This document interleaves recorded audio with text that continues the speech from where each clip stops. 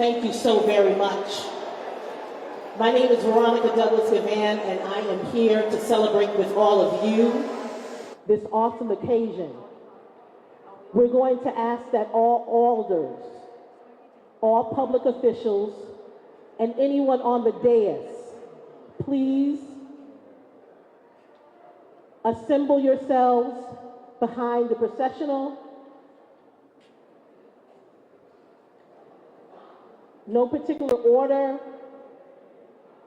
but in order. And we'll be getting started momentarily.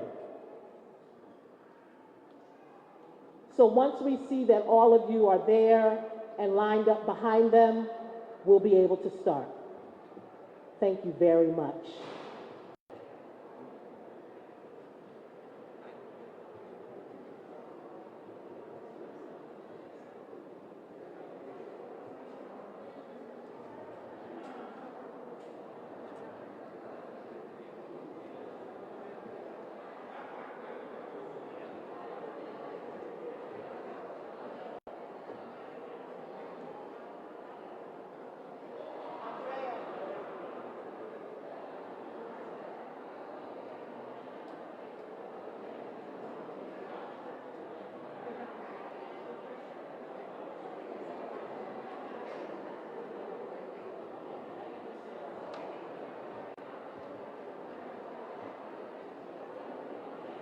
We will now have our presentation of colors.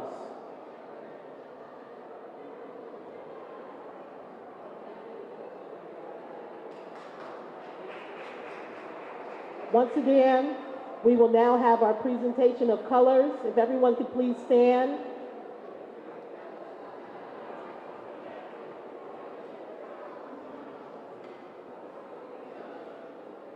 So that they may procession in. Thank you.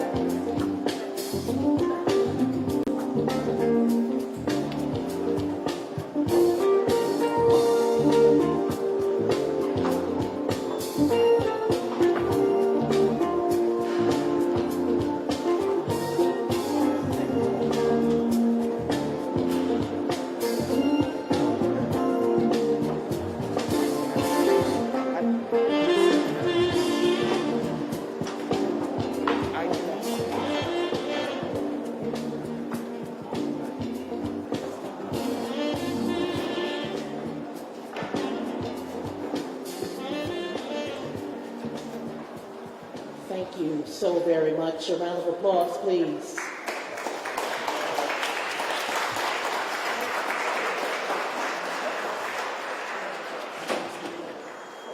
If you know me, then you know I love being the voice of the community.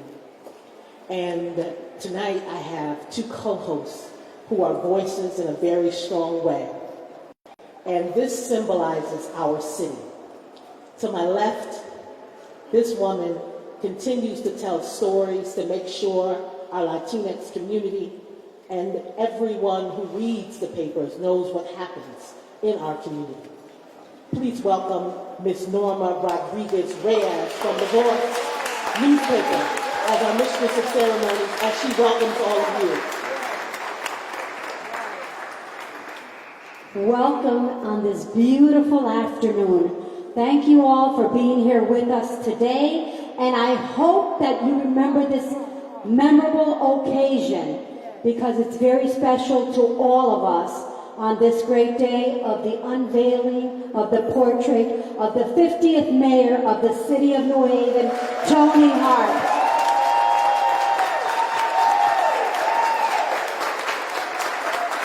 Es para mí un gran placer estar aquí en este evento tan especial, en la cual vamos para que ustedes puedan ver no el retrato, sino la pintura de la alcaldesa 50 de la ciudad de New Haven, Toni Harp.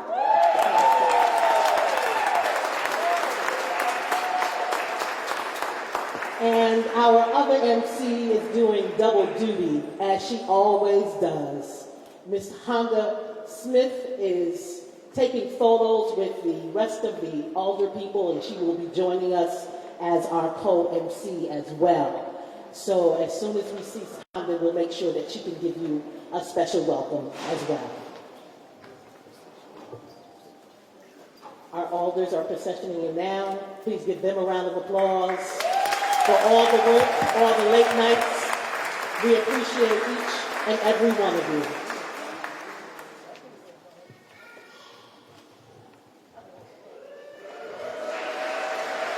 And now, our guest of honor. You can give her some love as she comes. No other than Mayor Toni and Harp, the first woman and the second African-American mayor. Yes, the first woman,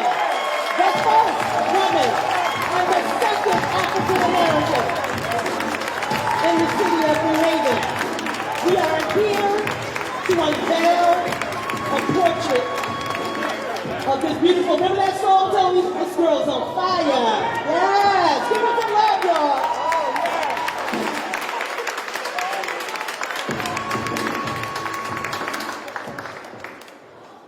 And speaking of love,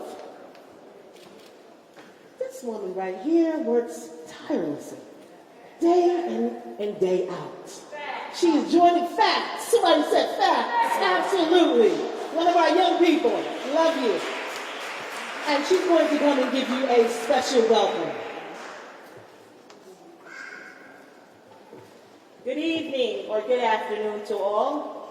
I would like to welcome you to the unveiling ceremony of the Honorable Mayor Toni Harp.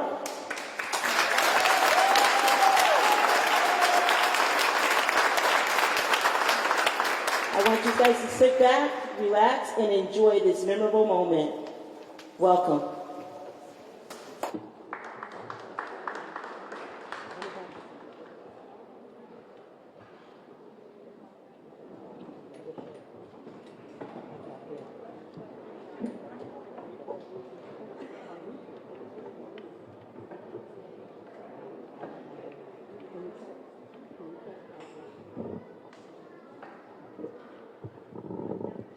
We will now have the national anthem by Dr. Lisa Bellamy Snuckler.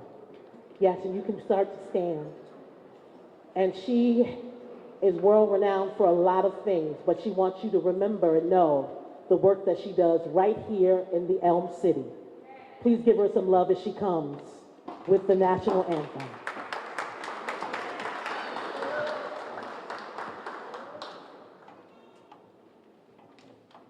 Oh, say, can you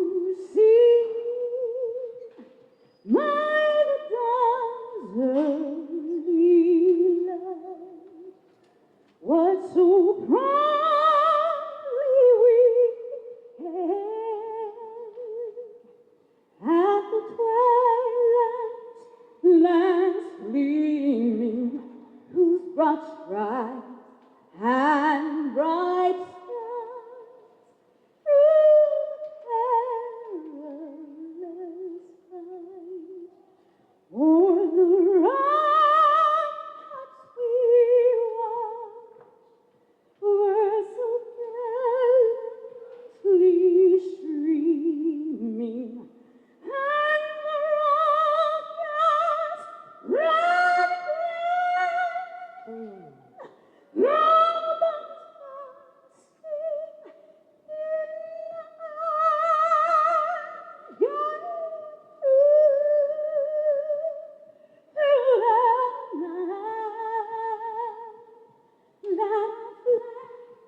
was still there. Oh, say does that spangled banner yet wave o'er the land of our and the home of the brave.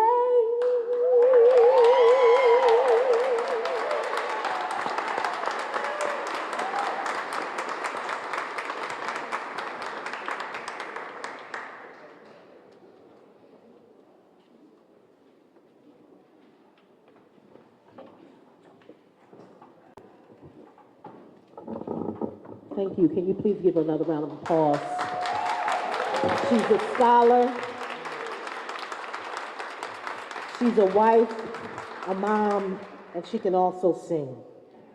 Yes. This senior pastor was seen with Mayor Harp quite a bit in the community, sharing and spreading her message. He wasn't too big to reach down and help out as much as he could. And we're very glad to have him here today with the invocation. Please welcome Senior Pastor Jose Champagne of the Church of God of Prophecy as he comes.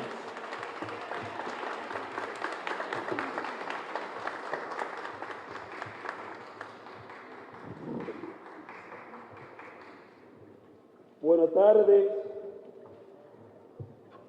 Oren. Es para mí un honor en esta tarde oral, en esta actividad. Y quiero expresar mi oración por una persona muy especial. Good afternoon to every one of you. I would like to thank our eternal God and creator of the universe. Soberano Dios, te damos la gracia en esta hermosa tarde por la oportunidad que nos concede a cada uno de nosotros de estar en esta tarde, en esta ceremonia inolvidable. God, we take this opportunity to concede you, one of us, to thank you on this unforgettable afternoon. I would like to express my deepest thanks to all the organizers. Padre, quiero en esta tarde, en agradecimiento a la oportunidad que tú me das de ser parte de esta ciudad, reconocer y orar por esta mujer que tú le has dado vida desde el 6 de agosto del año que tú sabes hasta hoy. I would like to thank all God for you to have given this woman, a virtuous woman, Mayor Toni Harp, from August 6th, from date of birth, the way to lead us. Gracias por su liderazgo. Gracias por ella ser la mujer que tú has permitido que ella sea. Número 50.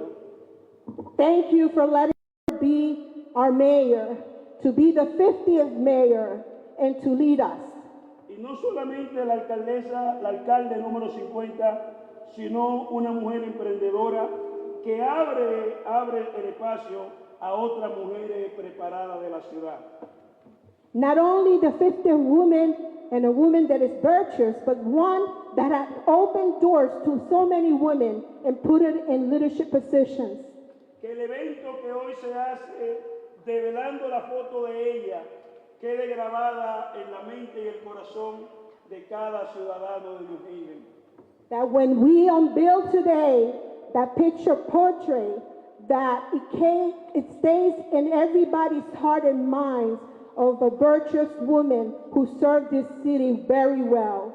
Su liderazgo no es un liderazgo regalado, sino un liderazgo ganado por la pureza de su corazón.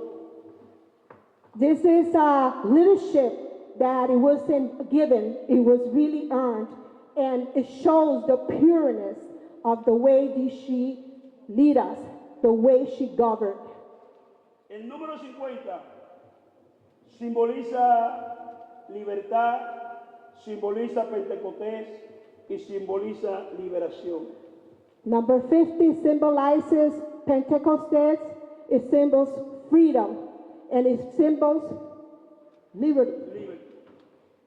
No sabemos cuántos años tomará para que otra mujer ocupe esta posición, pero hoy quiero orar en esta gloriosa actividad.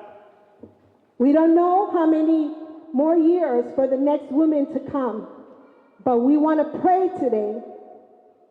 Alcalde Toni Harp, usted abrió la puerta a una generación de mujeres preparadas. Ahí hay jóvenes, niñas y generaciones que crecen en la ciudad de Unveiling. Mayor Toni and Harp, you have opened doors to young ladies, to beautiful ladies in this city, and today is a special day for all. Declaro bendición sobre usted, sobre su familia y sobre todos los residentes que estamos aquí, honrándola a usted y reconociéndola como el alcalde número 50 de nuestra ciudad. I declare today that everything is better blessing coming to you because you have served every person in this city very well with dignity and honor. Que el Dios de Abraham, el Dios de Isaac y el Dios de Jacob, That the God of Abraham, the God of Israel, and the God of Jacob le dé larga vida will expand your life, para que sus hijos, that your children, sus nietos, your grandchildren, your great-grandchildren, vean su foto they will see your picture, entregada en este mural they will be in this mural, y se puedan sentir orgullosos and de they usted. will see very proud, feel very proud of you. Que Dios la bendiga May God bless you y le dé larga vida. and gives you a big, long, lasting life. Amen.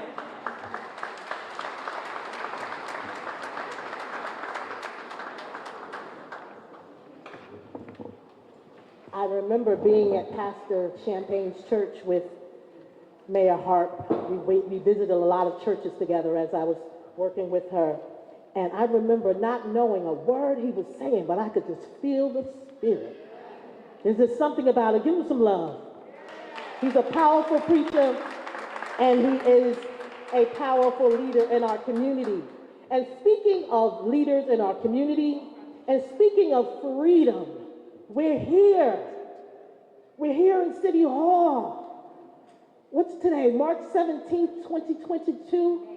It's May? Oh, I went back to March because I had a flashback. So we're here.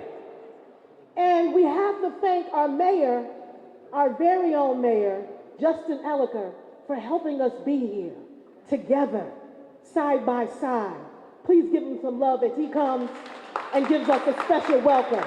Mayor Justin Elliker.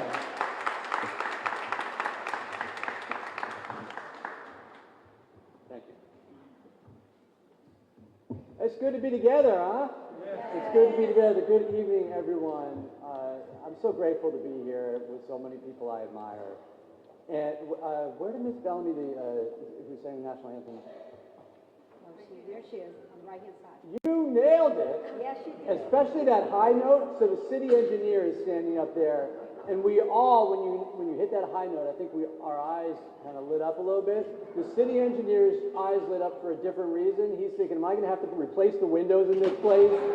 Because you were unbelievable. So inspiring, so inspiring. And Pastor Champagne, always grateful for your inspiring words. I've been mayor for almost 2.5 years. And over that time, I can honestly say each day grown a deeper and deeper respect for the mayors that have come before me. I see Mayor DeStefano in the audience here. Can we give Mayor DeStefano a round of applause?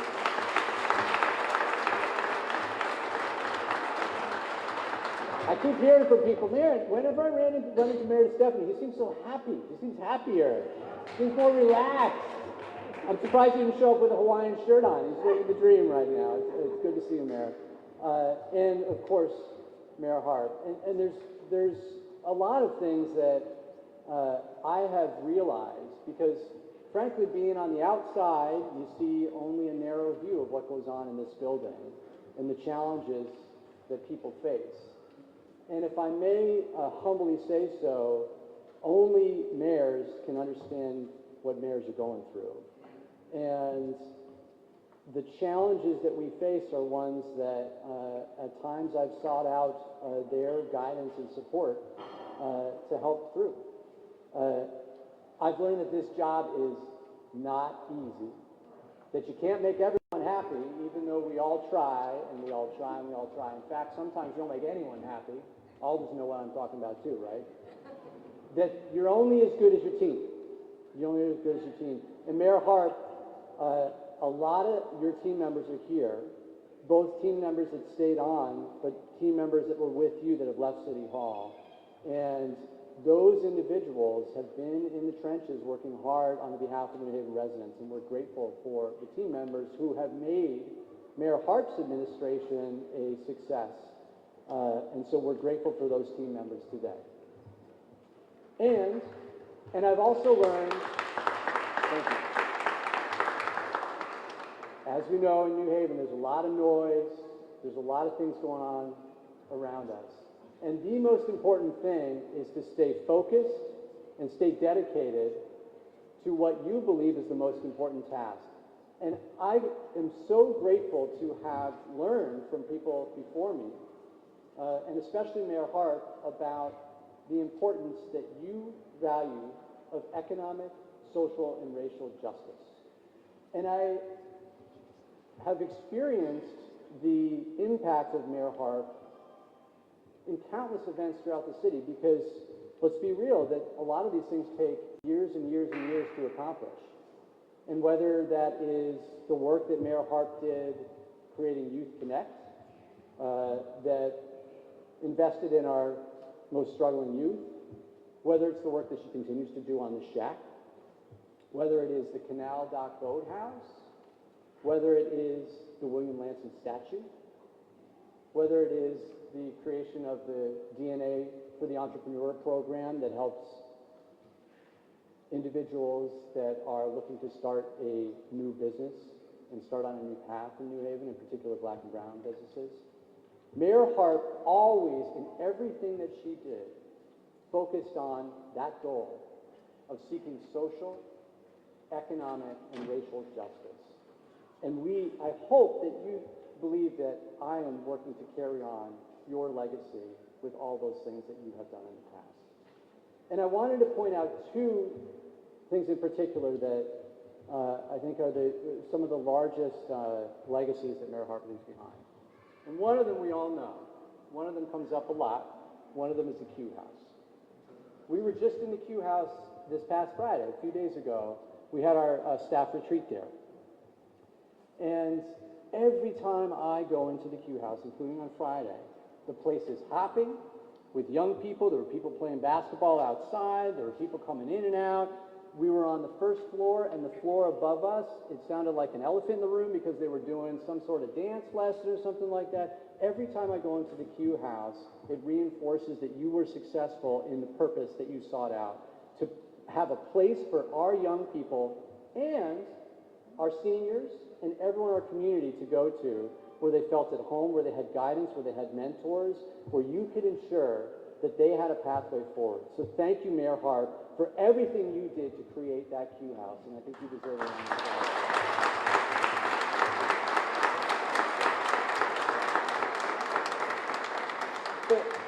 The thing that I have found that Mayor Harp accomplished that doesn't often get talked about as much, that for me is frankly quite emotional, is the Botanical Garden of Healing on Valley Street. And if you haven't been there, you need to go. You need to go. Because this is a place that three mothers that had lost their children to gun violence, went to Mayor Harp and said, we need your help. Because planting a tree in some park isn't enough to accomplish what we need to accomplish in fighting gun violence, creating a place for people to come together, to acknowledge the true depth of the violence and trauma that our community has experienced. And last night, we lost an 18-year-old, Anthony Struthers, on South Genesee Street to gun violence. We had no place before Mayor Harp for families to come together and convene and reflect and support each other. We had no place to acknowledge the quantity of individuals that we have lost. We had no place to come together as a community, not only to support each other, but to explore a pathway forward so that we can end gun violence. And the Botanical Garden of Healing would not have happened had it not been for Mayor Harp. So we are grateful to you, Mayor Harp, for the work that you did to create that.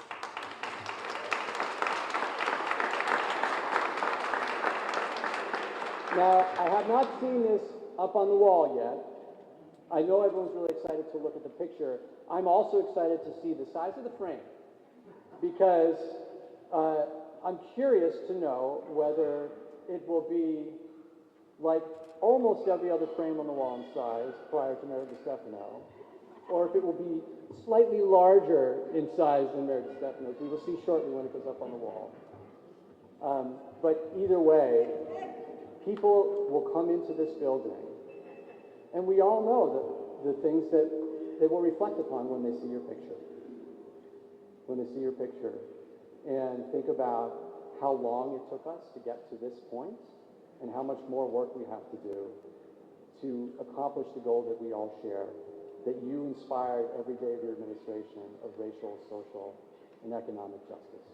Thank you for your contribution to this city, Mayor Harp, and we're grateful for you.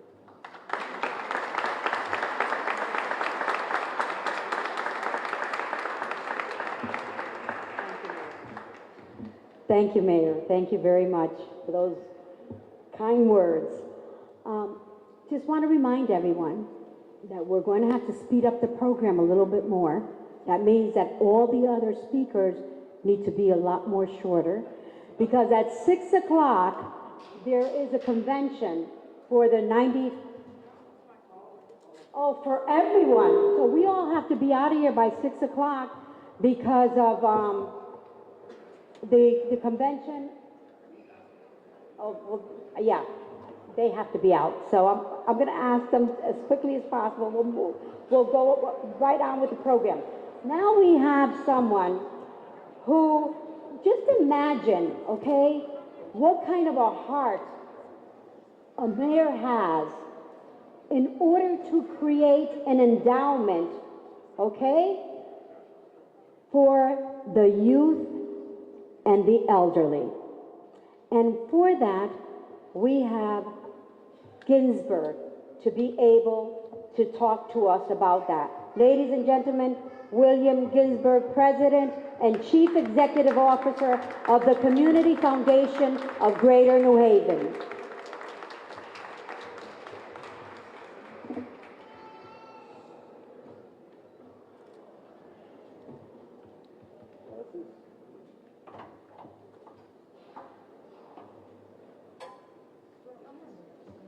Thank you, Norma. And good afternoon, all. And a special good afternoon to you, Toni, to Mayor Harp. Mayor Elicker, distinguished elected officials, past and present, ladies and gentlemen, what a privilege it is to be in this place of honor with you all this afternoon to honor Toni Harp, one of the great people and great leaders of this great city in our time. And I thank you for accommodating my schedule this afternoon as I need to get to another event. I mention that because I'm outranked by every other speaker on this program, so I felt an explanation was in order as to why I drew this upfront speaking slot. This building and this space have a uniquely important meaning for our city. The portraits that hang in the outside the mayor's office tell a vital story of New Haven. Toni, your life's work has been essential to that story. And now your chapter of that story will be on display here too. And that makes this a great occasion. Many years ago, many years ago, I had the privilege of working for 4 years, day in and day out, for New Haven's then Mayor Biagio Delito. I saw up close the demands and the burdens, as well as the satisfactions and the joys of being the one person responsible ultimately for both serving and leading the people of our city. 25 years later, in all the things we worked on together during your leadership years, Toni, I saw those same demands, those same burdens, those same satisfactions, those same joys, and those same responsibilities in you. What I saw is how you brought your own unique strengths and sensibilities to the mayoralty. You summoned your fellow citizens to come together to be all we can be. Even as you spoke to and personified New Haven's great diversity, your message was always of New Haven as one, as first and foremost, a community of caring and support for one another. So much of the life of New Haven lands on the mayor's desk and is talked about around the mayor's conference table. There's so many things that one could mention on an occasion like this. I'm just going to tell one story. In the spring of 2015, which was Toni's second year as mayor, the Community Foundation and Long Wharf Theater co-sponsored a half-day program on gun violence as part of Long Wharf's celebration of its 50th anniversary. I hope some of you were there that day. That was a time when gun violence was tearing us apart. It was an extraordinary day with wonderfully educated, educational expert speakers and profoundly moving, almost unbearably moving, video personal testimonies of loss and grief. The centerpiece of that program was Toni Harp offering her personal vision in an interview with Quinnipiac University professor Kalila Brown-Dean of how our troubled and violent young people need to be brought back into the mainstream rather than isolated and alienated. Restorative practice, you called it, Toni. And one of the most remarkable things about that day was the audience. It was as diverse a gathering as I have seen in all my years in New Haven. At the end of that day of listening and talking and learning and connecting was the evening performance of Long Wharf Theater's Brownsville Song, which was a play about gun violence and its toll on one young black man and his family in Brownsville, Brooklyn. That play could just as easily have been set here in New Haven. The play was also deeply moving in the ways that the best theater can be. And when it was over, and when the lights came up at the end of the performance, there was that moment of quiet when hundreds of people gathered together in the same auditorium are each lost in their own thoughts about what they had just seen. I stood up, turned around, and saw to my surprise that sitting directly behind me and my wife, Kel, were Toni and her son. Toni's reaction to the play and to that whole day could be plainly seen by the expression on her face and by the tears that were running down her cheeks. That program 7 years ago was called Violence in Our Community in Search of Understanding and Empathy. At that moment, at the end of the play, the powerful sense of responsibility that Toni felt for the young troubled residents of our community was evident on her face, as was the understanding and empathy and commitment that she was bringing to the challenge of doing all that she could to give them her support and the support of our community. I saw that same understanding, empathy, and commitment in Toni's dedication to New Haven Promise when we served together on its board during her mayoral years. And I see it still now when I look at the list of grants that Toni has advised from her fund at the Community Foundation, the Toni N. Harp Endowment Fund for New Haven's youth and seniors. Toni's empathy and understanding and commitment to the young people of this community and to the seniors in this community is evident in her grant making. And I would be remiss, and I'd also be called out by Norma if I didn't say that contributions in honor of Toni to that fund are always welcomed at the Community Foundation. So I think that those words, understanding, empathy, and commitment, capture quite well who Toni Harp was as our mayor, and from what I know, who Toni Harp is as a person too. So let me conclude simply with this.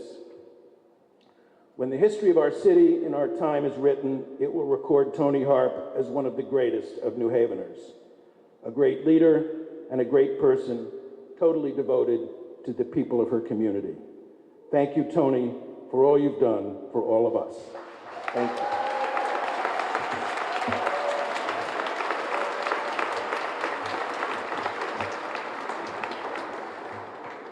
Thank you, Will.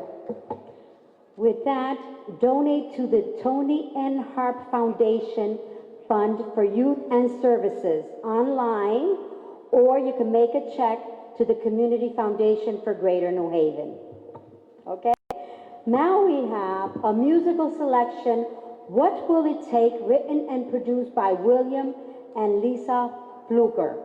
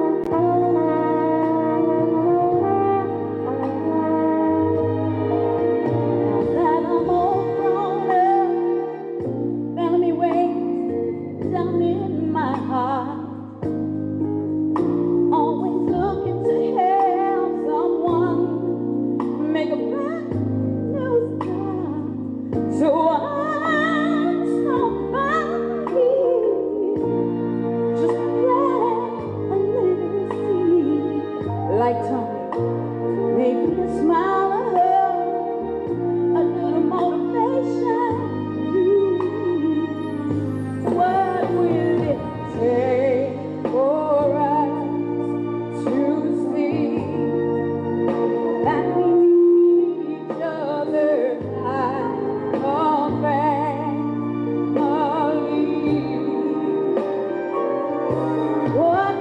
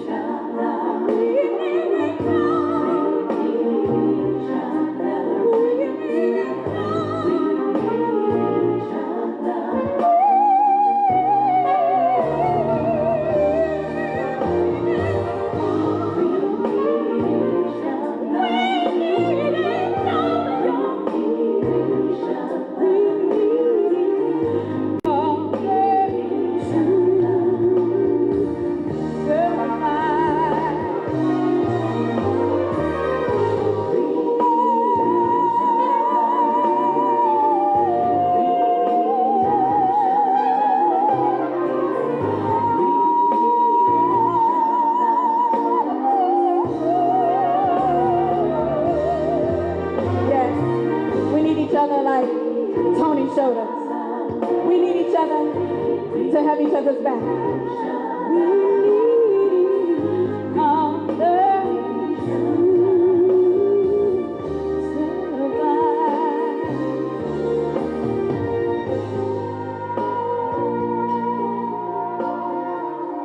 Amen. Cutting it a little short to be obedient. Amen.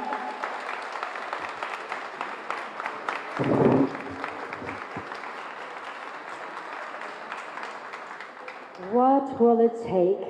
We need each other to survive.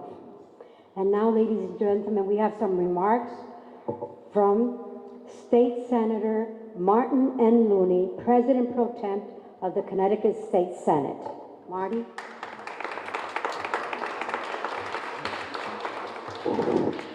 Thank you so much, Norma, and my thanks to Norma and the committee for all of their great work in putting together this appropriate tribute and celebration for one of the greatest public servants that not only the city of New Haven, but the state of Connecticut has had the service of for the last 4 decades, Toni Harp.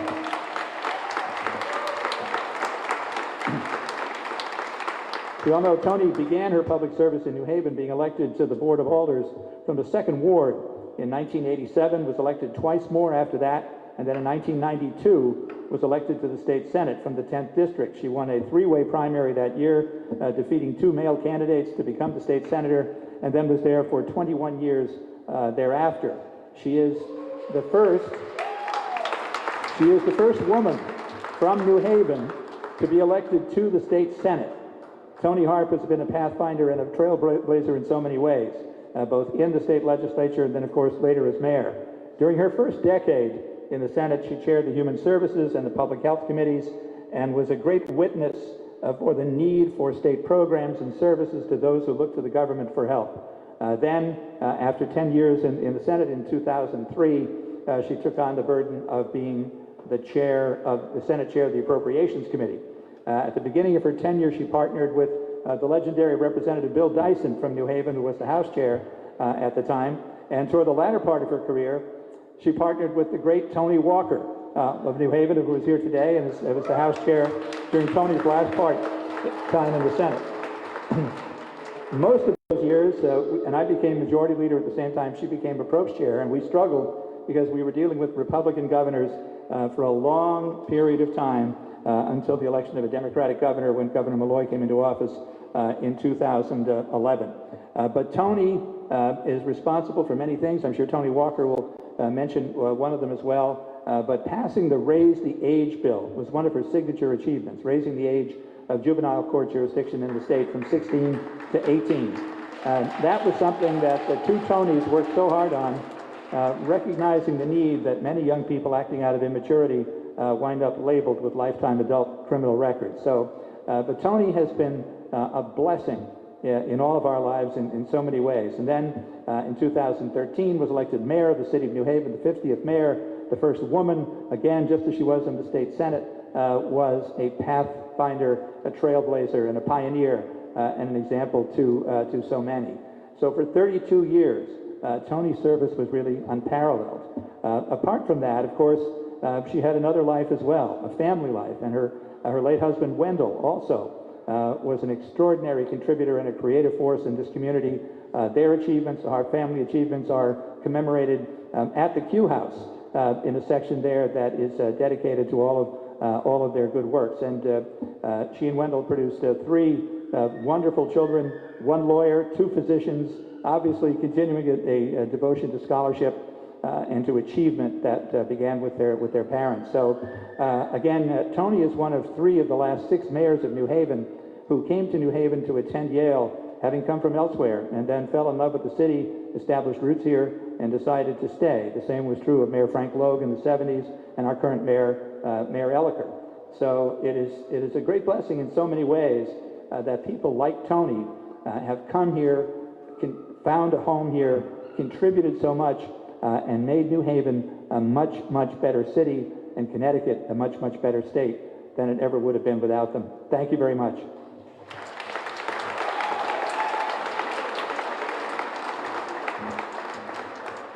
Thank you, Senator Looney. And now we have some remarks from our state representative, Juan Candelaria, who's Deputy Speaker of the House. And at the same time, we're going to have some remarks from State Representative Toni Walker, and she's House Chair of Appropriations. Toni and State Representative Candelaria.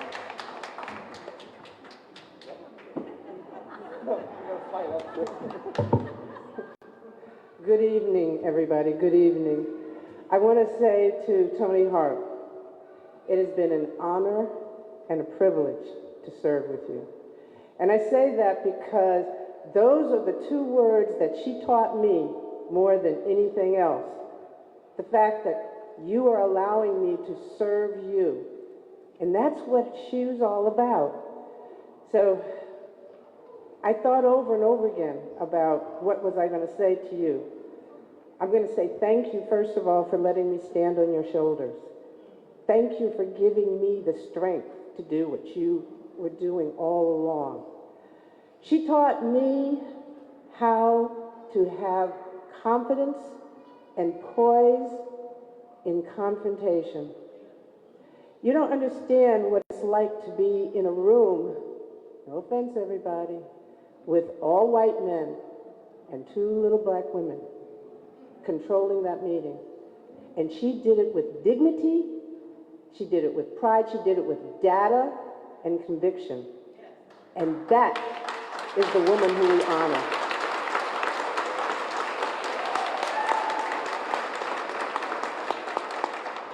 When I went up to Hartford, I didn't get right into appropriations right away, so I watched Toni from afar. And I saw how she mastered her way through every meeting. She talked to people, she gave them the feeling that they were alone with her when she talked to them. She gave them the feeling that she heard what they were saying. And that is something that most people don't even understand. We still have people who struggle with that. And so for me to be here to say thank you, my friend, it's an honor and a privilege.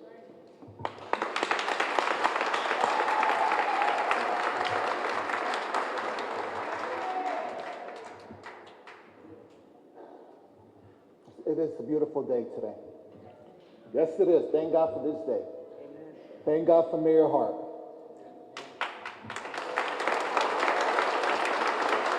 Toni talks about the impact she had on her. But Mayor, you had an impact on all of us. You had an impact on everyone in this city. You left an imprint on all of us. And even today at the legislature, your name is heard through those halls. They talk about the work that Toni Harp did for the city of New Haven and for the state. That is heard today in that Capitol. That's who you are. You're a legacy. You know, this portrait will talk about your legacy, but your legacy will be talked about the constituents of New Havens. Those families that now have an affordable place to live because you fought so hard to ensure that New Haven has affordable housing. Those students that went to college because they were graduating, because you raised the bar from 60% to 80%. Those are the people that are going to remember you, Mayor, for the work that you did. The Latino community will remember the work that you did for them when we were inclusive in every decision that was made. We were in the room. You care about everyone in this city. And that's what makes you unique. You had an open door in this city where we can always come and say, you know, Mayor, this is the issue. Let's work on it together. You never said no. You always worked on a solution. And that's what makes you unique, Mayor. Amen. Hopefully, in the future, you know, you will see people coming up to you and thanking you because of the work that you've done. Crime in this city under your leadership, we had it the lowest in 50 years. That's the work that you did. Community policing, you kept it alive. Sometimes, you know, I bet you're home and you're thinking, wow, what have I done? And there's so many things that we all know that you've done for this city and for this community. And that's why people love you, because the work and your commitments to this city. Thank you, and God bless you always. Now we got it done.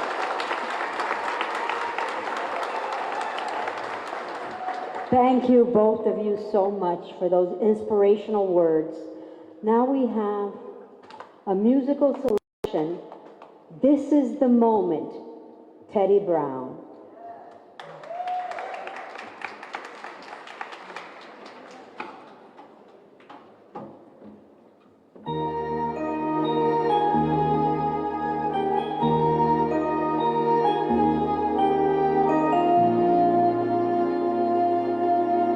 is the moment. This is the day when I send my doubts and demons on their way.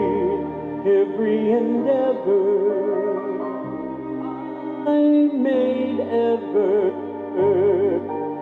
is coming into play. It's here and now today. This is the moment.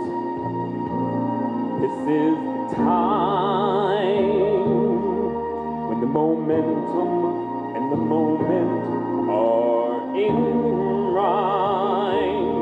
Give me this moment, this precious chance to gather up my past, make some sense at last.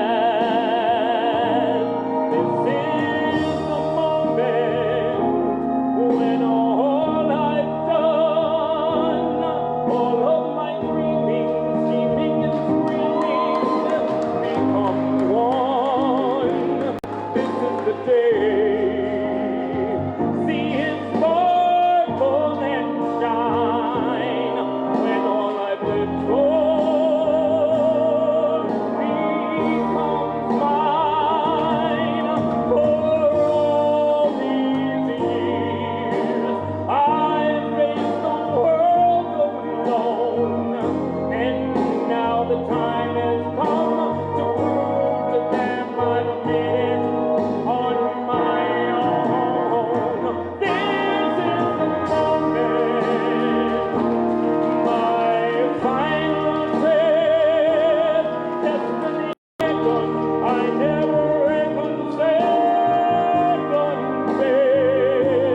I woke up down, I was not born. This is the moment, the sweetest moment of them all. This is the moment, champion. Today or never, I'll sit forever with those guys. When I look back, I will always recall, moment by moment, the greatest moment. This is the moment for them all.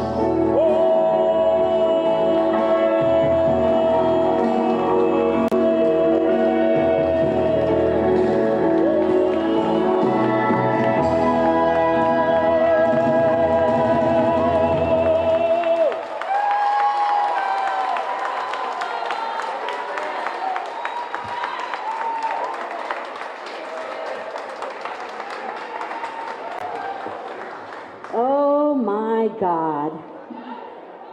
Amazing. Thank you so much. And now, ladies and gentlemen, we have remarks from the president of the New Haven Board of Alders, Taisha Walker, and I'm going to ask all of the alders if they would please come up with her.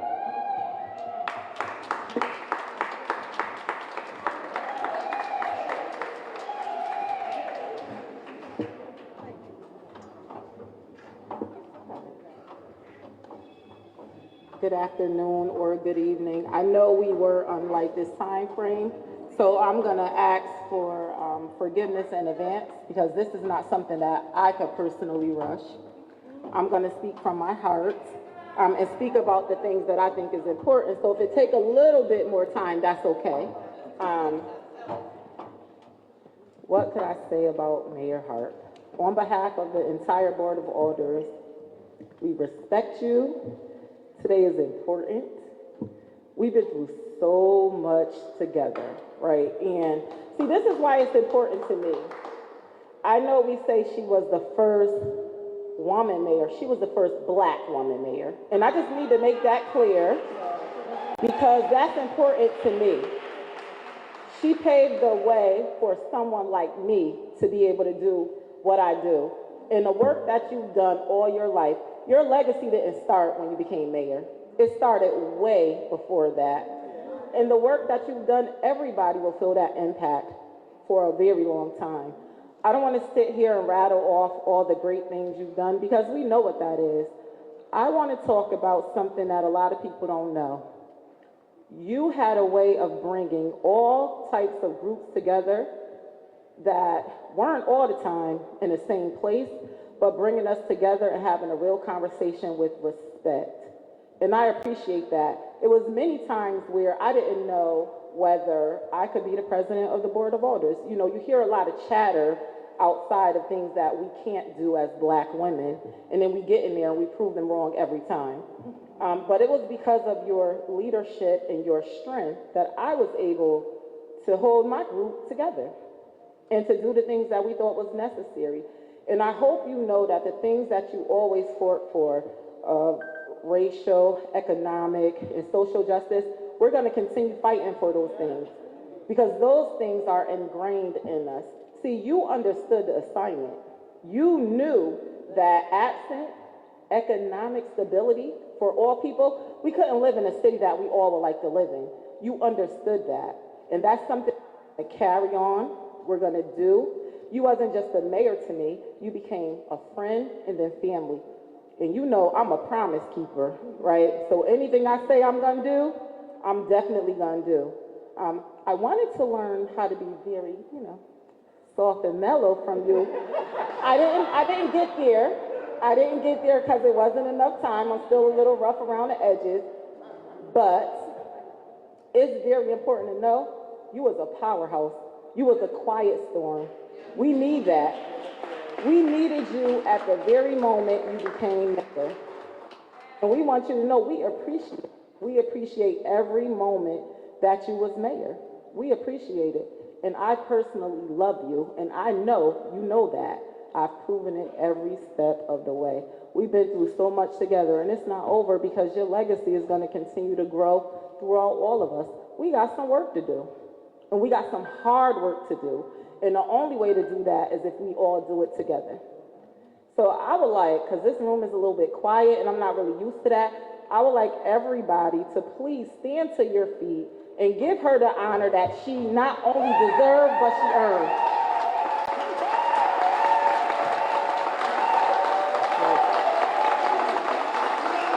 Thank you. Thank you. That's right. That's right. That's right. We like to give people their flowers while they can smell them and receive them. We don't have to wait until it's too late. We could do it right now, and we should do that every chance we get. Thank you. Love you.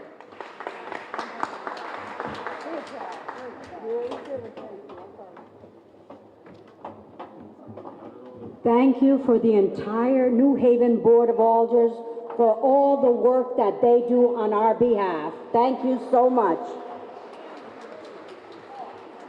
And now we have a musical selection, The Wind Beneath My Wings by Janice Smith.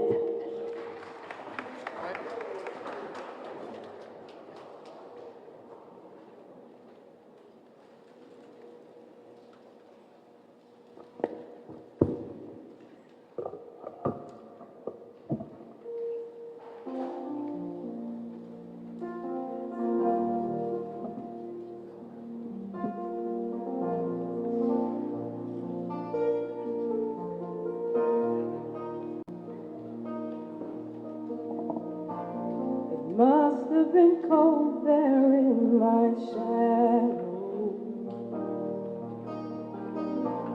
to never have sunlight on my face. You were content to let me shine, that's your way. You always walked a step behind. So I was the one with all the glory, and you were the one with all the strength. beautiful face without a name for so long, a beautiful smile to hide the pain. Did you ever know that you're my hero? And everything I'd like to be, I can fly higher than an eagle. You are the wind beneath my wings.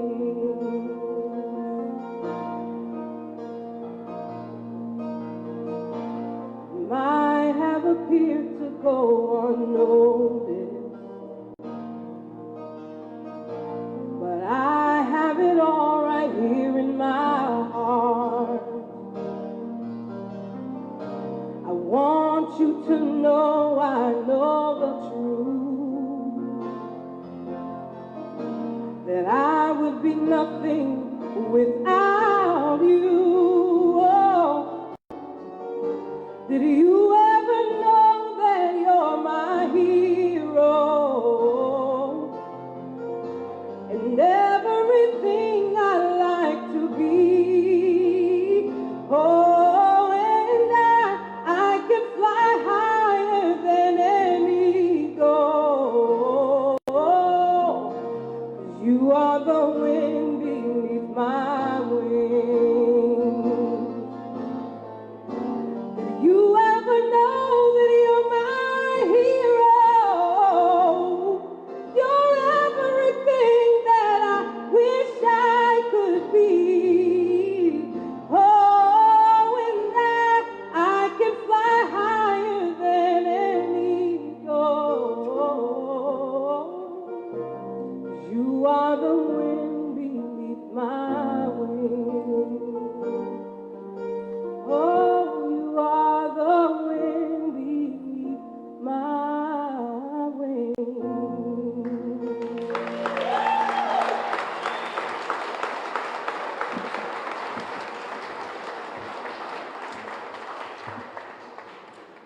How many of us can say, you are the wind beneath my wings? So many people, to so many people. Thank you so much for that beautiful musical selection. And now, ladies and gentlemen, we have prayer for the city of New Haven. We have Bishop Theodore Brooks, Sr., Presiding Bishop, Pentecostal Assemblies of World, Inc., Pastor Emeritus of Beulah Heights Church. Prayer for this great city. Pastor. Good evening, everyone, and it's a great time to be here. I was sitting and thinking, as I said, pray for our city. I'm thinking of the tragedy over this weekend that took place in Buffalo, New York. I'm thinking of the tragedies every day that I turn on CNN or MSNBC and see some violence somewhere. We heard all of the great legacy that this honorable woman has done for the city, and we go back a long, long way before we ever even thought about being who we are now. God has been good to us. But she knows, and I know, and you should know, whether you believe it or not, but you got to know, we wouldn't be here had it not been for a good God who looked down on some crazy people and still keeps us day by day. And so as I offer this prayer for the city, I'm praying for your children, your grandchildren, my grandchildren, my great-grandchildren, those that are far off, that I don't even know that are yet to come. I'm praying for the people that don't even like me. I'm praying for the people that despise the ground that I walk on. I'm asking God to bless them. Don't kill them, bless them, so they can find something else to do and leave me alone. The scripture that says the fervent, effectual prayer of the righteous man availeth much. So as you go before God tonight in prayer, whatever faith you are, simply reach out and believe that he's able to do exceeding and abundantly of all that you can ask or think, so that our police officers can police the street without having to draw their weapons, and without having to taser somebody or beat somebody down, or a young man that thinks that he can do something better than rob and sell drugs and terrorize our streets, that our young women can grow up to be a Toni Harp. Not only just be mayor, not only just be state senator, but what about governor? What about president? We got one in the wings, y'all. Y'all hear me? We got one in the wing that we need to pray that God will move on our behalf. Bow your heads with me. Most gracious and eternal God of glory, this your servant stands here today, God, in this great and wonderful occasion. God, I thank you for the life that you've given to your servant and how you kept her, how you preserved her, wrapped your arms around about her. But God, I pray for our city, our mayor, Mayor Elliker and his staff, the police force, the firemen, the health workers, and all of them. I pray, God, that you would help us as parents and grandparents and great-grandparents to leave a legacy that will cause them to understand that they can be greater, that there's something more powerful for them to be able to undertake. Help us, God, to build our city in such a way that we can feel good about who we are and where we live and what we can experience throughout this city. Father, I give you the greatest praise and the glory, but we didn't have to be here. 3 years ago, we didn't know whether or not we could ever come together again. But look what you've done for us. You spared us. You kept us. You preserved us. Now help us to be a blessing to somebody else. Help us, God, to be able to stretch out our hand and pick up that young man, that young woman, that boy, that girl. Help us, God, to help those that are homeless and those that are destitute and those that are struggling with mental illness. Help us, God, to be an example. Help us, God, to be an example as this great woman has been for these 30-some-odd years. God, I thank you.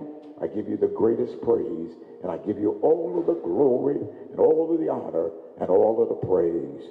Amen. Now, if I was in Beulah, I'd tell y'all to put your hands together and give God a praise. Come on, y'all. You're still alive. You better open up your mouth and thank God for what God has. Preachers got to go because we get happy. Thank you. Thank you, Bishop Brooks. Wonderful. And now, ladies and gentlemen, we have remarks from Mario Moore, our portrait artist.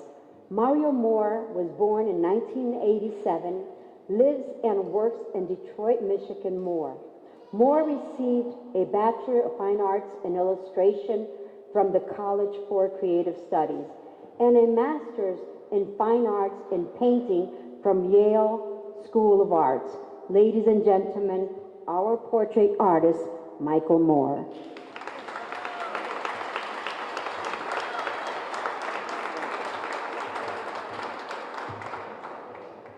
I'm going to keep this brief because I like my art to do all the talking for me. But first, I want to thank my friend Titus Gafar, who recommended me for this portrait, and also Mayor Toni Harp for allowing me to do this portrait of you, which hopefully honors your legacy. I want to thank you for that. And, you know, one thing that I found as I was putting together an idea of what this would look like and what it would mean was when I visited with Mayor Toni Harp, I was really amazed at the level of control she had over her office. And in a way, she was very relaxed in her position. You know, and I think of somebody of all the things and all that you have achieved and the opposition that comes up against you, to have that level of ease and poise. So I really wanted that to come through the painting. And I want us to think about how images impact us when we walk into a space. So hopefully this painting does what I hope it should. You know, when you walk into a space, an image can orient you into how you navigate that space. So I'm hoping that people who visit New Haven, residents of New Haven, can walk into this space with a new navigation, a new orientation. So thank you.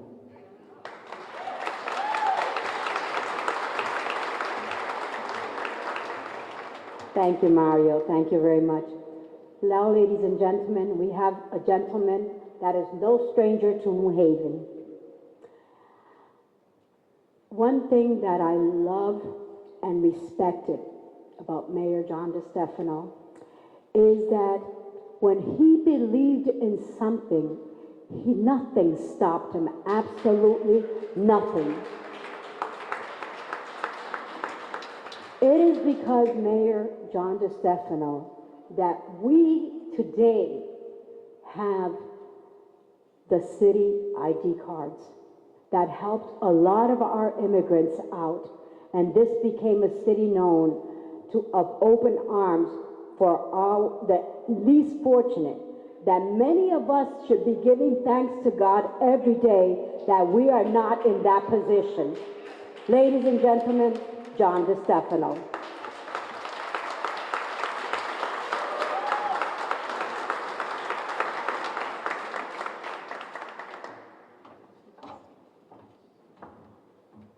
I want to thank Norma and Honda, and of course Andrea Scott, who made this all possible. You ladies all did a terrific job. Thank you so much. And I want to acknowledge this incredible giving, sacrificing community of New Haven that are here with Mayor Harp today. You're extraordinary. You're the best of our city. You're what make this place so special, each in your own way. So, my gosh, thank you to all of you for all you do for our community, really. And when you're in someone's house, it's appropriate to acknowledge it. And so I want to acknowledge Mayor Elliker and President Taisha Walker-Myers and the New Haven Board of Alders. You know, as I was coming up the stairs today, I was looking at the other portraits. I don't get into City Hall that much anymore, which many residents of New Haven are thankful for. And I was reminded that when I came into office, there were 4 living mayors, Frank Loeb, Dick Lee, Ben DeLito, and John Daniels, and when I left, they were all dead. We're not going anywhere. Toni and I are going to be here for a while yet. And Mayor, Kathy couldn't make it, but she said to send you her condolences. Let me explain. She's had to spend 42 years with me. You got to spend eternity next to me.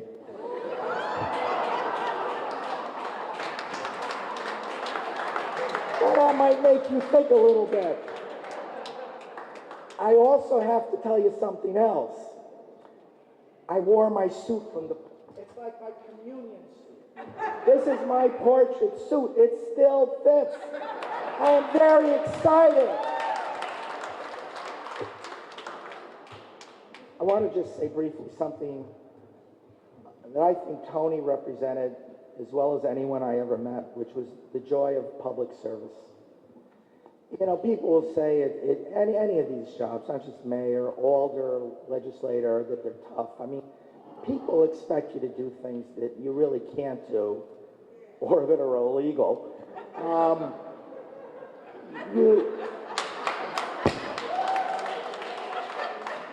Some of which you may occasionally find a lawyer to say is okay. You know, the expectations for sure are great, and you do have these awful moments. Bishop on Orchard Street, Danielle Taft, right? Never forget that. Been in hospitals when our public safety officers, police and firefighters, parks, in my case, also passed away. But you know this, and Toni lived this, is that people give so much back. You know, we're surrounded by warriors, these kids who come from nothing and just work hard and given half a chance, do great. These community members who half the time, at least me, want to strangle, but then half the time or more, they just get it and they fight and they make you not do stupid things, in my case. You know, just incredible community members.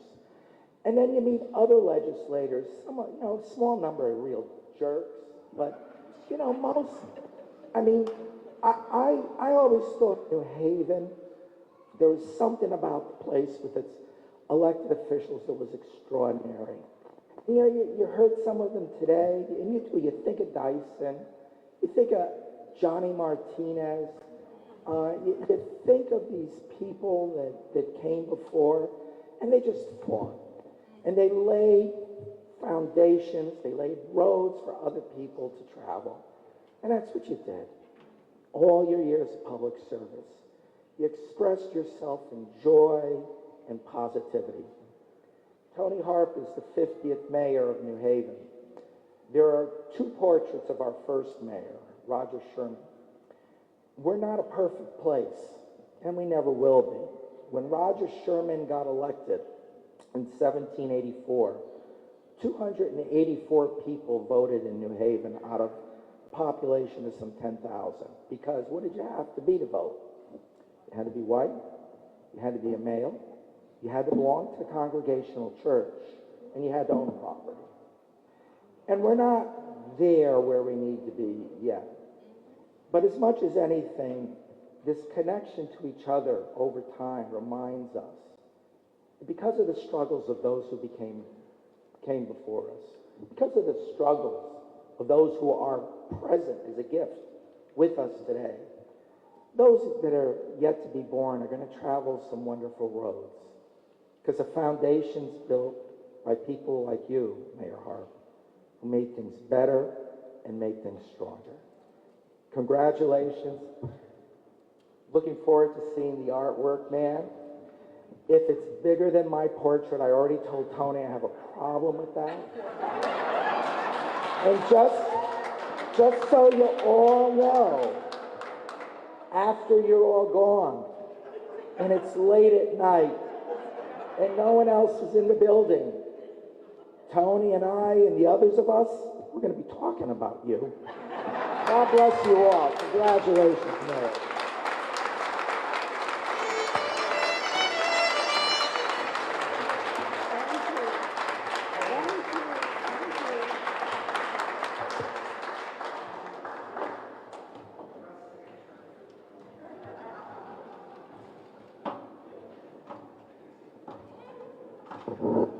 This is the moment. I'm going to say that again. This is the moment.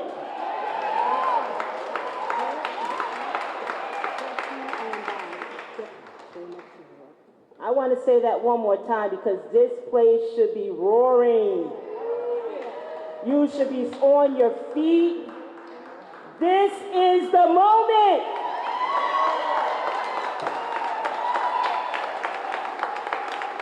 It is time to unveil the portrait of Honorable Mayor Toni N. Harp.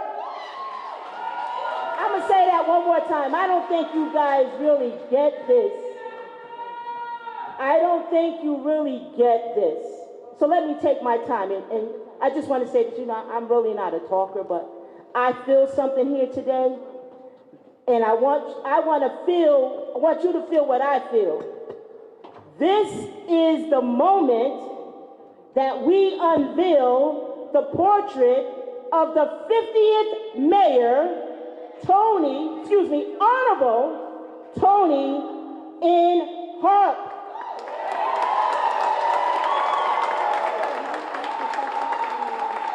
I want to call up Mayor DeStefano, Mayor Justin Elliger, Taisha Walker, President of the Board, Senator Martin Looney, come and help us to unveil this beautiful portrait. Mayor Hart, I'm going to do something different. I'm going to do it my way, because that's the way she taught me, to do it my way. Mayor Hart, I want you to pull.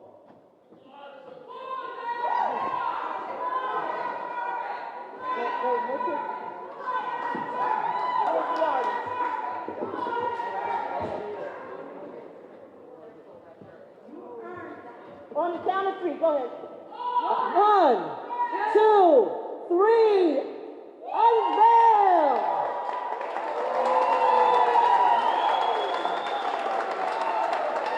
Wow. Powerful. This girl is on fire. This girl is on fire. I don't know, Mayor DeStefano. I think it's a tad bigger than yours. I'm not sure. It's bigger than all of them. He said it's bigger than all of them. Okay, so late night, it's going to be something happening in here.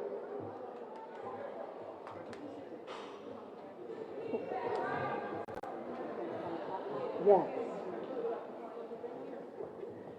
Right now, we're going to hear from our guest of honor as she shares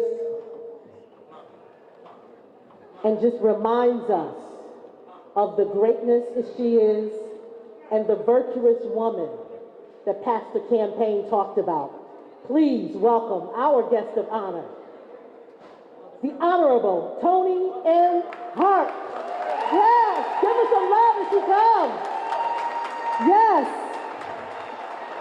the first woman, the second African American, but not the last. Give her some love as she comes, y'all. Give her some love. It's been a journey. It's been a journey.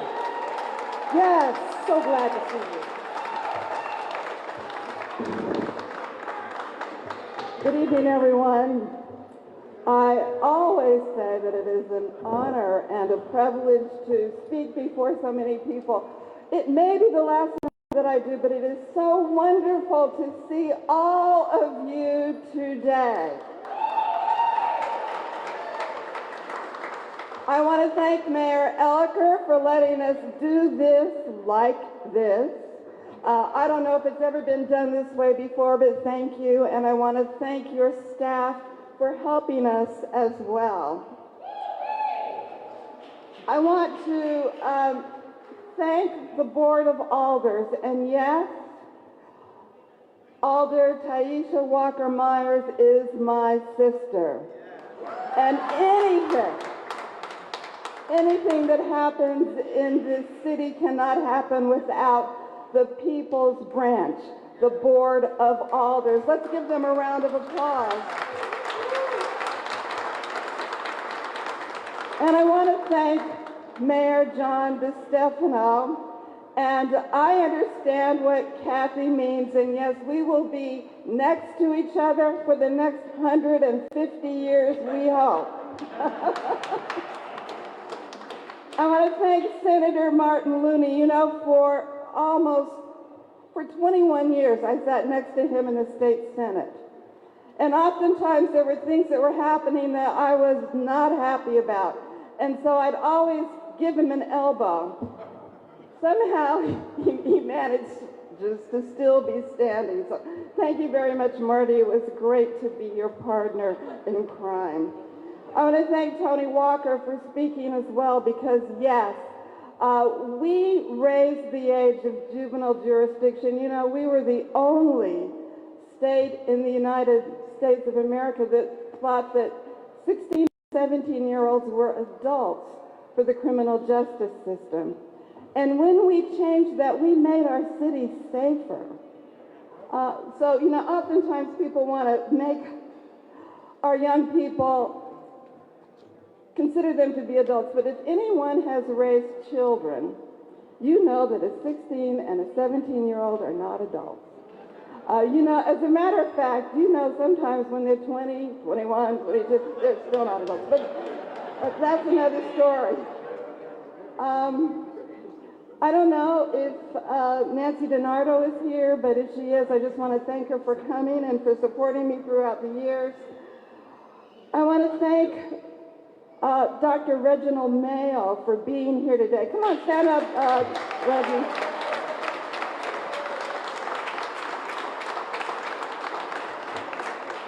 And I don't know if he's here or not, but if President Joe Bertolino, I do see him out there, is here, thank you so much for coming today and being a great partner to New Haven. And I want to thank Karen DeBose Walton. I'm going to talk about her because I am going to give a speech, y'all. I'm sorry. That's right. You can sit down, relax. And I want to thank Patricia Melton. as well from New Haven Promise. And there are some people who worked with me from the Senate and to the mayor's office. One is Phyllis Silverman. I don't know, Phyllis and Harvey Silverman are here. Thank you for driving up here. I appreciate it. Lawrence Grothier, thank you, Lawrence. Lawrence put words in my mouth every single day. Thank you. And it was a tough job. So thank you so much. I want to thank Tomas Reyes. He had to leave and go to the convention. He was my chief of staff.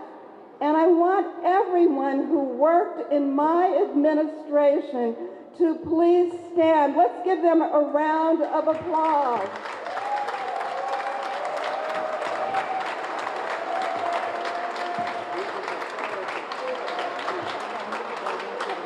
You know, New Haven has so many great people who work for it. And you know, so many people who were in the DeStefano administration came to my administration and made a difference. And I just want to thank you. So many talented people. So I just want to thank all of you. But I want to tell you a little bit about, because you know, sometimes people think, oh, you know, things just happen. And you don't have any idea, if you're mayor, of how they happen or how to make them happen, although as you heard from Mayor Elliker, people want you to do it anyway. But I wanted to tell you about some of the principles that guided me. I had an older sister who taught me one thing, and it's really important. And you hear more about it today than you did back then, and that is thoughts are things. She taught me when I was a teenager that thoughts are things, and I had the audacity to believe her. But I knew that it was just not my thoughts, but everyone's thoughts and action that have the power to create, to make things new that were old. I thought that if we wanted to become a great city, then we must think upon it and we must act upon it. Here are some of the principles and thoughts that characterized my administration. We come together as families, communities, cities, states, and countries for safety. We come together to be safe. That's the first principle that guided me. The second principle is that communities make a city strong, but they must have the tools to do that. And the third principle is that a city or a mayor can't do it alone. We've got to have our board of alders. We've got to have our citizens. We must collaborate and we must work together.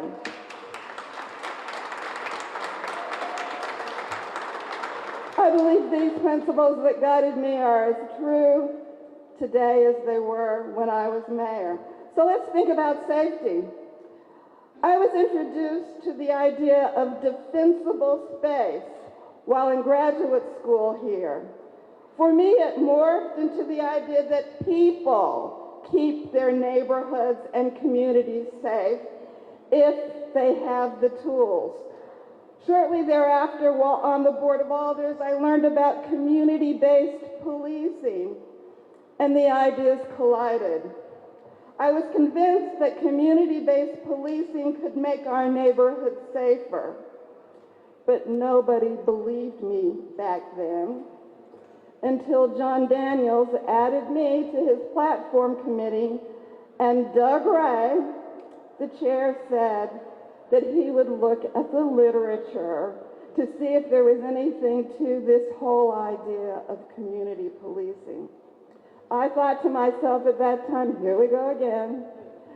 They don't want their police to be social workers. But I was surprised when he came back to the committee and reported that he found the data to back up the crime-fighting strategy of community-based policing. When John Daniels was elected mayor, Chief Pastor and then Assistant Chief Esserman set up community-based policing in our city. Over time, our crime was reduced, but that was not the end of the story. New Haven had a love-hate relationship with community policing. When we adhered to the model, it worked. It reduced crime and saved lives. But it was labor-intensive and expensive. Some police officers didn't like the idea of being social workers. And so as a city, we weren't always consistent. When I was elected mayor, the city had just begun to take a serious relook at community-based policing. Crime was going down. Mayor DeStefano had just brought back Dean Esserman to the chief of police position. You can say what you want about Chief Esserman. I knew that he knew what he was doing, and so I kept him. Just as I was about to be sworn in as mayor, a student at Common Ground High School was killed in Fairhaven. Then a Hill House student was killed, and then a Wilbur Cross High School student was killed in our city. As a mother of 3 children, I could imagine and absolutely feel the utter pain these families were going through. What mother wants to worry that her baby will not come home from school because he or she has been murdered in our streets? I brought in the principals of our high schools, our youth services director, Jason Bartlett, our superintendent of schools at that time, Garth Harris, and Chief Esserman. We talked, but then we enlarged that group. We added Dr. Comer, the fire department, Yale Child Study, Clifford Beers, and members of the New Haven Trauma Coalition. Together, we developed YouthStat, believing that if we used the principles of community-based policing through a collaboration with New Haven Public Schools, the Youth Services Department, the New Haven Police, community providers, and parents, that we could save the lives of children in our city. We had to get the parents' trust, though. We knew they were not likely to be the ones to reach out to us, so we went to where they lived, door to door, asking how we could help them.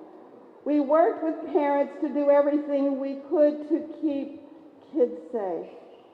When YouthStat was fully implemented in our high schools, we didn't lose another kid during my administration. We kept them safe. Community policing worked under the great leadership of chiefs Dean Esserman, Anthony Campbell, let's give him a round of applause, and Antonio Reyes. The murders went down to single digits in our community. All crime was significantly reduced. It was a collaboration with the community, the police department, and the school system. We had other collaborations with the New Haven Public Schools that built upon safety as well as improved educational outcomes. I thank Superintendent Garth Harris, Superintendent Reggie Mayo, who came back to work with us, Gemma Joseph, the faculty and administrators of New Haven Public Schools for the great work they did with city departments. We called it Education 2.0. Here are some of the New Haven Public Schools collaborations that made us all safer. Restorative practice, you heard a little bit about that. New Haven Federation of Teachers, the Teachers Union, applied for and received a grant to implement restorative practices, an offshoot of restorative justice, which is a research-based program shown to reduce juvenile crime. We kept kids in school through reducing expulsions and suspensions, and I want to thank Kermit Carolina for the work that he did to keep kids in school. We learned something very simple. When kids are in school, they are learning and they are not in the streets in danger. Career pathways. And I don't know if she's still here, but Sherry Howler, I want to thank you for the work that you did through the Justice Education Center to give kids technical skills at Eli Whitney Technical High School. You know, I learned when I was in the General Assembly that we could use the technical high schools after school. So what we did was make sure if kids wanted to go to technical school, they had to go to regular school during the day. They went and they learned skills. And now this program has been replicated across the state of Connecticut. Let's give Career Pathways a round of applause. And I don't know if she's here, but I know you know about New Haven Promise, and I'm going to talk about that later. But Patricia Milton said there are things that we can do for kids who are not going to graduate from high school. We know that there are some kids that are in school that don't have the credits to graduate, but I think I can get New Haven a grant so that these kids can go to Gateway, get college credit, high school credit, graduate, sometimes even with an added. We did that. Kids who were not going to graduate, graduated because of the work that they could do at Gateway, exposing them to higher education. And you know, when I think about kids graduating, our graduation rates during my administration moved up almost the closest that they had been in generations to the statewide average. We were about to get out of our URB. For those of you who know education, that's what they call oftentimes the urban districts. And so working together, collaborating, coming up with innovative ideas, we were able to actually make a huge difference for young people in our community.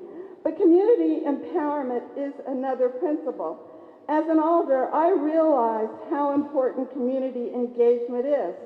I believe the best way to build communities is to give them resources to use on behalf of community-defined needs.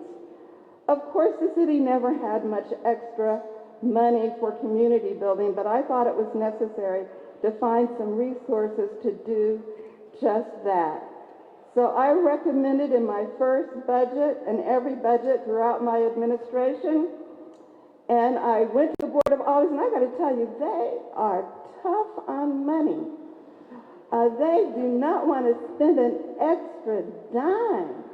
And so you have to beg, you have to cry in order for them to agree. But for some reason they agreed. And so what we did was give each community management team $10,000.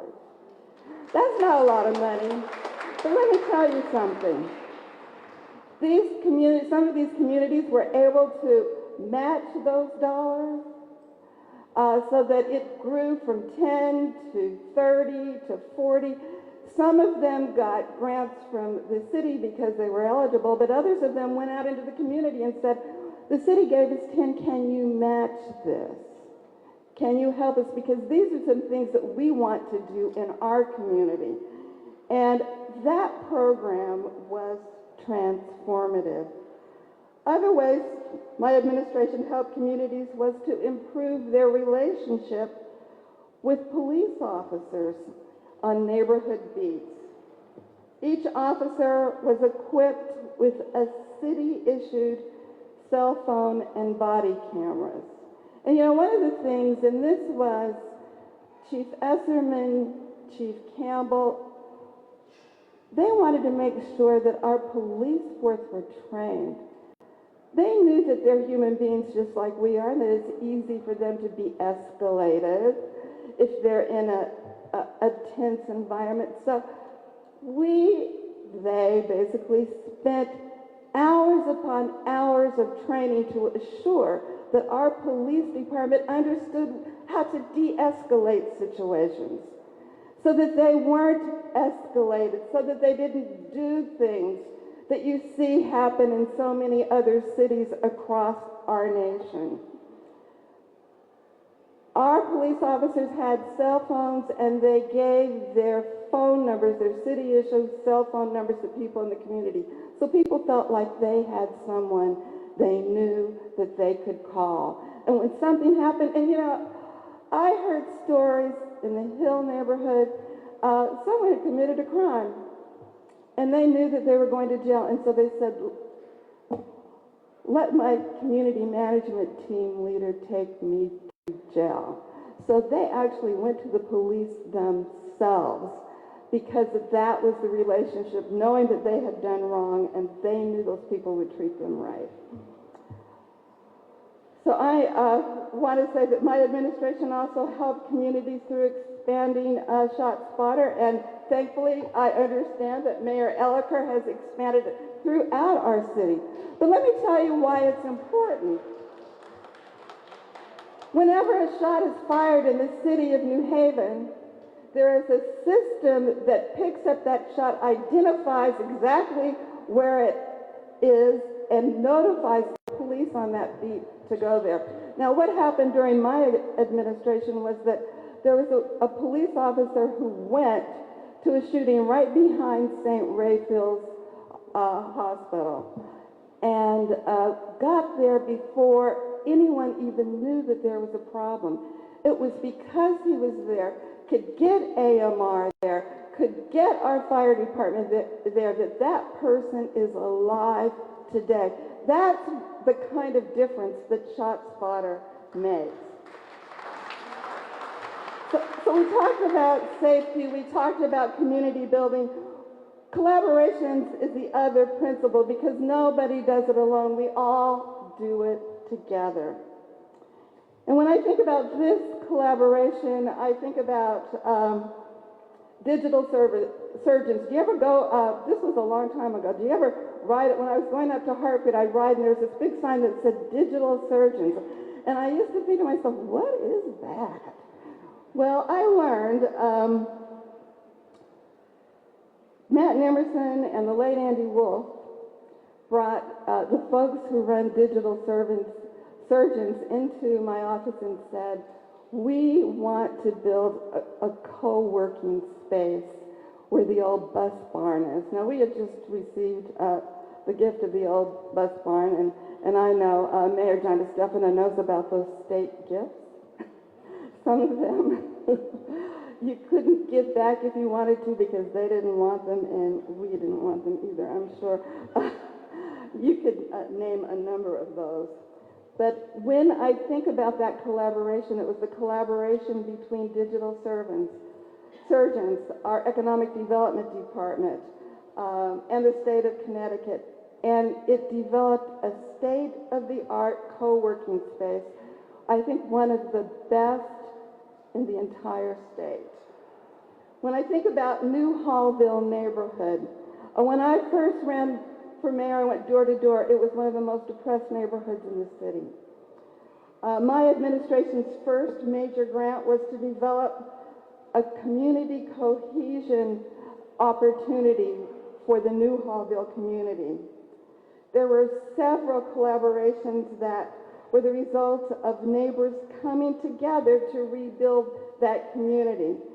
And you know, I've got to say that I knew while sitting home that when that community could come together and assure that the App Foundation did not locate there, I know there's some people who may disagree with that, I knew that our work had been done in New Hallville. I knew that they had developed the cohesion that we were talking about. There was a place near some buildings that my husband owned, and it was called the Mud Hole. Everybody remembers the Mud Hole? Well, the community got together and said, we don't want the Mud Hole anymore. We're going to develop a learning corridor. And you know, when you go by there, you'll see that it is a community space that the community defined for itself. And then there was another collaboration that was really, I think, very interesting and beautiful. There was a street called Cherry Ann Street. Now, on one side of the street, it's Hamden. On the other side of the street, it's New Haven. Well, the New Haven side of the people wanted the kids to have some place to play beside that street. And so they started working on pulling up the weeds in what could have been a park. Well, ultimately, a collaboration developed with URI, with our Parks Department, and with, of all people, Scott Lawn Products. They gave that group of folks a grant to develop that park. It is a beautiful park. If you have an opportunity, please go see it. Other collaborations include and are not limited to the Botanical Healing Memorial Park that you heard about from Mayor Elliker. It was a collaboration with community activists who'd lost their children, URI, and then there was a student at the forestry school who happened to be well off, and she matched the state funds that were necessary to actually build that park into what it is. So it was everybody working together. The Dixwell Q House, it was a collaboration that was led by Jan Parker. So let's everybody pray for her. She wanted to be here today. Jackie Bracey, Carol Brown, and hundreds of others. Jeanette Morris, and Jeanette, stand up, girl, because you know you carried that flag. Everyone was devastated when the Q House was shuttered. And I want to thank Governor Malloy because, you know, honestly, I thought the man didn't like me. But as I look back on some of the things that he did for the city, he was the one who gave us the first $14 million for the Q House. The city kicked in money, and others kicked in money. And what began as a community youth center morphed into a library, and there are tons of people who raised money for the library. Stand up, Althea, stand up. All of the library people, come on, Diane, all y'all, stand up. They did extraordinary work. They raised over $2 million extra dollars. Extraordinary work. We have a senior center there, and we have a multi-purpose health clinic. And I just want to thank everyone who is involved, and again, thank you all so much. Another collaboration that had an extraordinary impact on New Haven was the way our children are educated, and that was the New Haven Promise Program. Well, this collaboration began with Mayor John DeStefano. Again, and you know, no other mayor in America has built as many schools, has been as focused on education as John DeStefano and his partner in crime, Reggie Mayo. Stand up. Stand up, guys.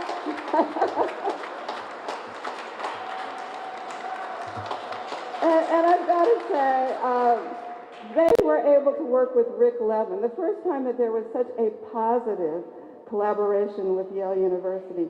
But I've got to say, under my administration, the funds were renewed by Yale University and by the Community Foundation. I am so thrilled for that. And New Haven Promise was fully implemented. The program continues to inspire young people to aspire to higher education, even if they don't get the grant. It pushes and encourages New Haven Public Schools to continue improving educational opportunities throughout our city. I wanted to talk about Southern Connecticut State University and our partnership with Southern. We created the Bio Ladder because it was clear that the jobs of the future are in technology and in biology. And we have drug companies that are being developed here in our city, and they knew that the people of the city needed the jobs and they had to be educated. So I'm grateful to Southern for that program. I'm also grateful for the Obama School. You know, it's a lab school and a connection between those who are learning to become teachers and teaching our young people with the best methods, the best and the newest methods. I want to talk about the fire department. Chief Alston, he's been phenomenal. But there was a collaboration between the fire department and the State Department of Mental Health and Addiction Services. Now, all of you remember when there were over 100 overdoses on the Green. And you know, we get criticized for that. You know, they were overdoses of fentanyl. But what people forget is that no one died. And how often do you hear of fentanyl overdoses where no one dies, let alone 100 people dropping on our Green, some people coming back? Well, that was because of our fire department, of AMR, of Yale New Haven Hospital's emergency department. That was a collaboration that worked to save lives in our community. But it didn't just stop there. I was able to chair with the Commissioner of Department of Mental Health and Addiction Services a working group to make sure that people who are suffering from addiction have the services here in New Haven that they need. It brought hundreds of thousands of dollars into New Haven to serve this very vulnerable population. And speaking of the Green, my administration worked with the proprietors of the Green. Everybody thinks the city owns the Green. We don't.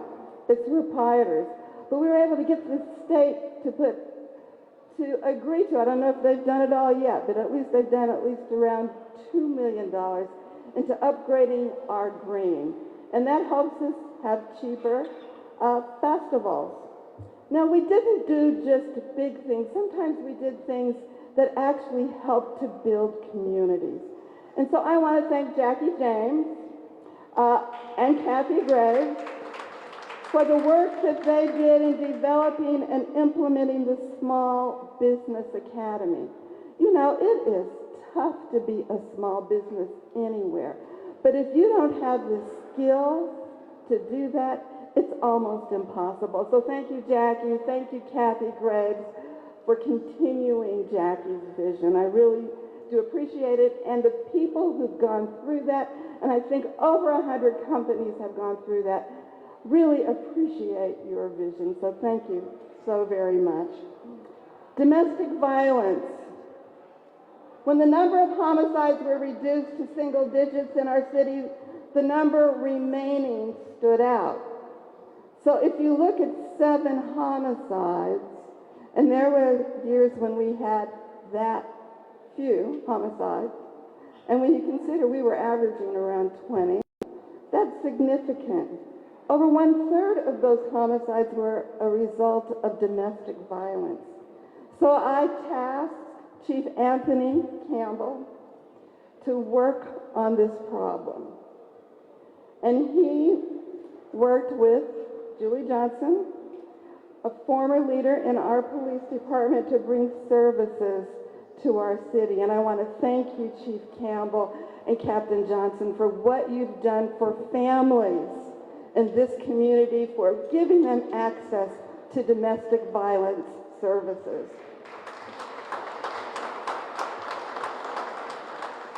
And there was another thing that was a good thing and a bad thing. We had food trucks in New Haven. And I've got to tell you that one of the biggest problems that I had was food trucks fighting over who could be on Long Wharf, who couldn't be. And so what we did through Steve Fontana, I don't know if he's here. I just want to say, Steve, thank you, because you worked with the food truck businesses in our city, and you developed and implemented a plan that gave our city national recognition. And every day, if you drive on I-95 near Long Wharf, you see a reasonably wonderful festival of food trucks. Everyone knows where their place is. Everyone has a hookup so that we don't hear a whole lot of noise. But that was a big deal. And we now call it Food Truck Paradise. I don't know what it was called before, Mayor DeStefano. And I know you have all heard of the Berlin Wall. It was the wall between East and West Berlin. Well, New Haven didn't have a wall, but it did have a fence. It was a fence that shut New Haven streets off to adjacent streets in Hamden. While campaigning for state Senate races in the old Brookside and Ribicoff cottage housing developments, I learned that there was one way in and one way out of that area. When there were heavy rains, residents there couldn't get in or out by public transportation. That fence cut the community off. It had been there for nearly 50 years. So none of the mayors that we know had anything to do with that. It was just there. I learned that there was an agreement that was negotiated by Mayor John DeStefano with the city of Hamden that the fence would come down when the new development was built. Well, fast forward, shortly after I was elected mayor, a beautiful new community was built on the New Haven side. But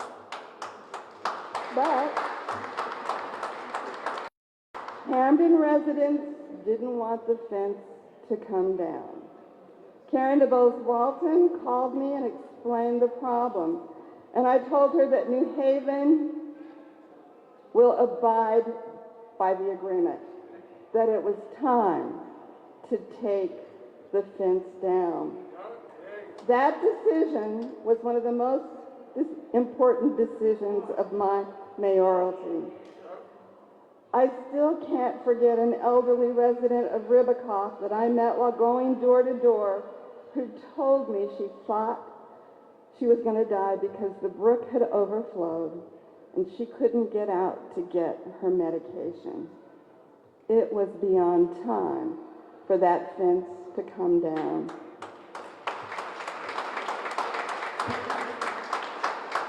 I love being the mayor of the city of New Haven because we collaborated. We worked together to keep each other safe.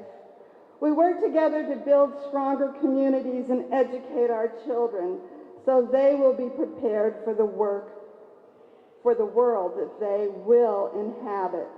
By working together, we showed our state, and I would even say our country, that the problems that plague urban communities can be solved. We did it here. That's why they call New Haven the greatest small city in America. And again, I want to thank my administration. We showed that it could be done. Would you all please stand and really come forward so people can see you? My beautiful administration, please stand up. Come on down. Come on down to the front. Come on. I see Dean Trotman over there, and I don't know if Dennis Call is here, because they had to put up with me every single day. Come on down.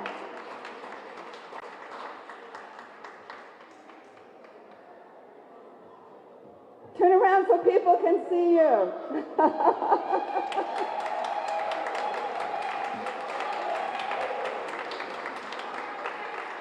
We showed them that it could be done. Help me thank them.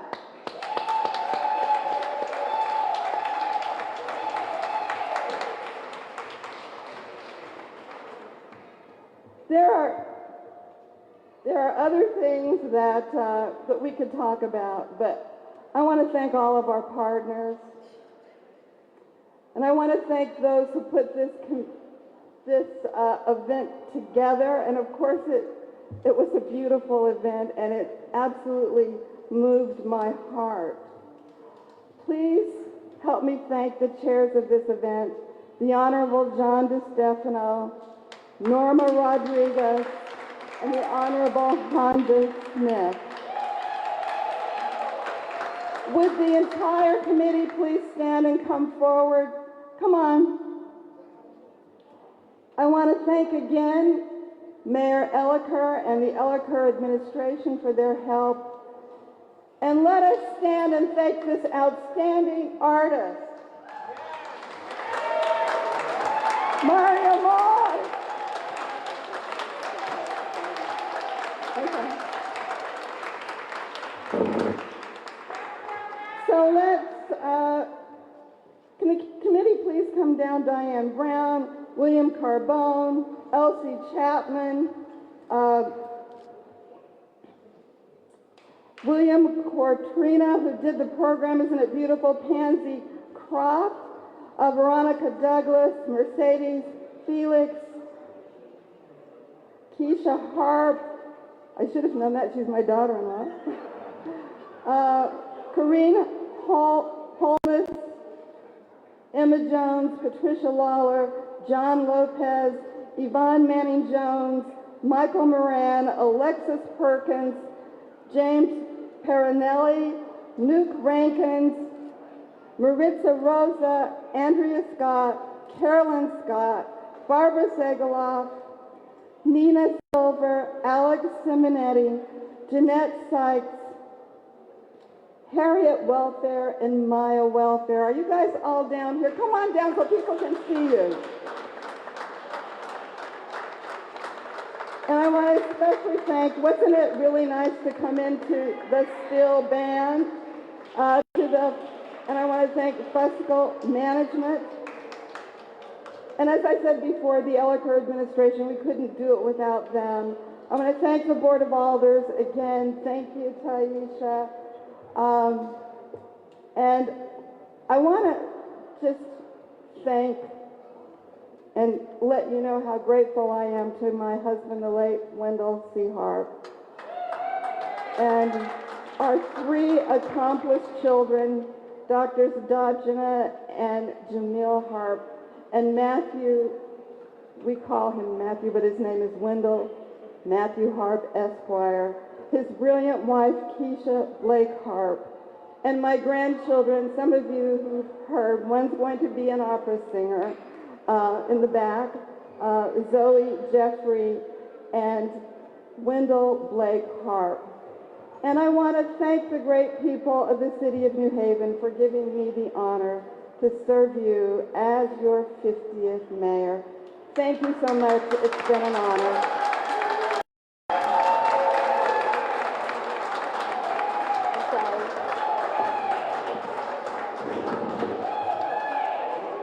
And we definitely can't not forget about the orchestrator of this event, Andrea Scott. Where are you? Please wave.